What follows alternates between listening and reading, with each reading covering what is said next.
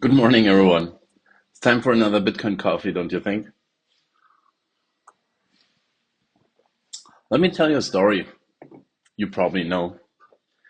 David and Goliath. It's one of the most famous stories ever told. It's about a young boy named David with just a simple tool, a slingshot, who faced a giant named Goliath. Now, why did David fight Goliath in the first place? He wasn't fighting for fun, right? He was standing up for something bigger: freedom and fairness. Goliath represented power, control, and fear. And here's the thing: David didn't use the same tools as Goliath, right? He didn't have heavy armor or a big sword. He used something small, simple, and easy to miss. He used a slingshot, right? So let's jump to today. It feels like we're living in a modern David and Goliath story, don't you think? But this time, Goliath isn't a giant warrior. Goliath represents central authorities, like the Federal Reserve and the financial system. A system that feels too powerful, that feels too unfair, and maybe too broken. And who is David in today's story and world? It's all of us, regular people who are tired of inflation eating our savings, people who are tired of losing freedom, and people who are tired of a system that doesn't benefit the average everyday person.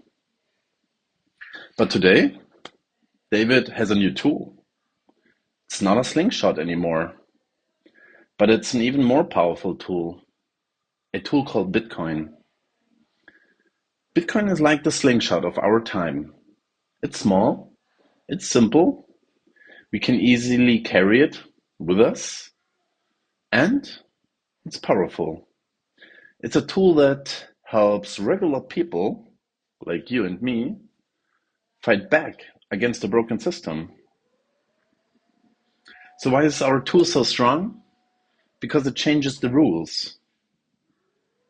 Goliath, central authorities like the Fed, they control money, print more of it, and they make the rules.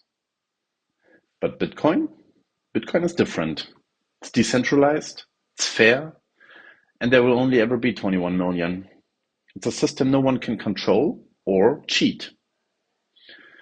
And just like David's slingshot, Bitcoin is not just a tool, it's a symbol of hope, a symbol of freedom, and a symbol that even small everyday people can stand up to the biggest powers in the world. Oh, and one last thing. Do you remember how the story ended?